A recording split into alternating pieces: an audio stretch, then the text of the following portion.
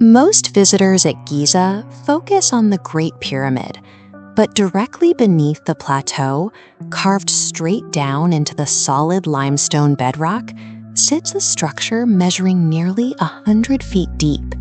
You won't find this site on a standard tour itinerary. The entrance is hidden behind an unmarked locked gate next to the Sphinx's causeway. Getting inside requires special authorization from the Egyptian ministry and fees that can reach $750 per person. This 3D cross-section shows the complexity of what lies beneath.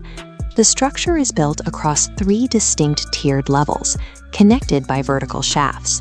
At the very bottom, submerged in the natural water table, sits an island moat surrounding a massive stone sarcophagus, weighing roughly 12 tons. When we compare that massive water-encircled design at the bottom of the shaft with the granite box inside the Great Pyramid, the differences are stark. The box sitting above ground is notably crude, appearing simplistic next to the immense scale and complexity of the sarcophagus buried 100 feet below. This subterranean layout breaks from known traditions. Standard Old Kingdom burial structures, the flat-roofed mastabas of the era, do not feature multi-chambered vertical drops leading down to a flooded island. The sheer isolation and sophistication of the site suggest it was built with a very specific, high-security purpose in mind. It possesses the architectural hallmarks of a secure royal resting place, raising questions about why such an immense effort was undertaken if the chamber was never meant to be used. In 1999, Dr. Zahi Hawass led a televised excavation of the shaft. After pumping out the water flooding the 3rd level, his team finally reached the primary sarcophagus for the first time in the modern era. The results were clearly documented. A 2007 publication from Harvard University and Egypt's Supreme Council of Antiquities detailed the findings. The report explicitly states, the remains of a skeleton were discovered in the sarcophagus, alongside several ancient relics. However, the modern official account has shifted. Authorities now claim that when the sarcophagus was opened, it was found to be completely empty. To explain the existence of such an elaborate bedrock shaft, officials now classify the site as a symbolic shrine. They argue it was never intended for a human burial, but was instead a theoretical tribute to Osiris, the god of the underworld. This creates a direct conflict between the academic record and current claims. A documented set of remains was reported in a formal excavation paper, only to be replaced by a narrative of an empty shrine. The question is how a physical discovery simply disappears from the history books. We have to examine Theory 1, the symbolic shrine. This theory assumes that the massive labor of hollowing out bedrock and building an underground moat was a religious gesture, with no intention of ever placing a body inside that 12-ton box. But an account from 2,500 years ago offers a different explanation. The Greek historian Herodotus visited Giza and recorded descriptions from local guides regarding the actual burial site of Pharaoh Khufu.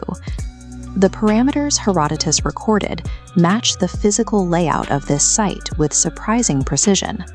He described a deep underground burial chamber, an island, and a moat of water, details that perfectly map onto the lowest level of the Osiris Shaft. Herodotus also noted that this subterranean tomb featured 4 specific pillars or obelisks bearing hieroglyphs. Today, those items are nowhere to be found within the shaft. If the details recorded by Herodotus are accurate, then the physical features of the Osiris Shaft align with a literal tomb rather than a symbolic one. It suggests that the shrine label might be a way to resolve the contradiction between the ancient text and the modern absence of remains. This leads to Theory 2, narrative preservation. Admitting the Osiris Shaft was Khufu's true tomb would mean acknowledging that the Great Pyramid served a different purpose. That realization would challenge the core history taught in textbooks for decades. We see similar delays in other areas of the plateau. Newly discovered voids inside the Great Pyramid have remained unexplored for nearly a decade, with authorities continually pushing back timelines.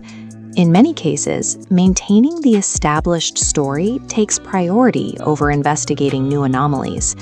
There is also a more cynical possibility. Theory 3. Black market looting.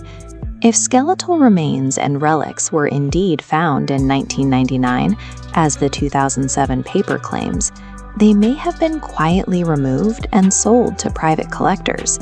The financial motivation is immense. This chart compares standard museum budgets against the estimated value of the illicit antiquities trade. While legitimate institutions face tight funding, the global black market for stolen artifacts generates an estimated $2 to $6 billion every year. This scale of illicit trade adds context to the missing pillars and the vanished skeleton. During the institutional instability of 2011, high-ranking officials faced accusations regarding the illegal sale of national treasures. Whether the motive is to protect the consistency of the historical record or to profit from illegal sales, there are powerful reasons to ensure the Osiris Shaft remains officially labeled as empty. We must also consider Theory 4, the mundane alternatives. What if the skeleton found in the sarcophagus wasn't Khufu at all, but rather an intrusive burial from a much later period? Later Egyptians frequently repurposed ancient abandoned shafts for their own tombs. If that occurred here, the bones discovered in 1999 could be historically insignificant compared to the structure itself. It is also possible the remains were simply lost or destroyed. The high water table could have damaged the bones, or they may have been misplaced in a storage archive.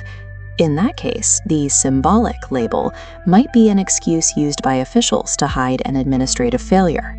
We are left with a documented 1999 discovery and a 2007 academic confirmation of remains, both of which are now being replaced by a modern story of an empty box. Whether the remains were sold, hidden to protect established theories, or simply lost to time, the Osiris Shaft shows the history of Giza is far from settled. It is a story buried not just by sand, but by modern bureaucracy.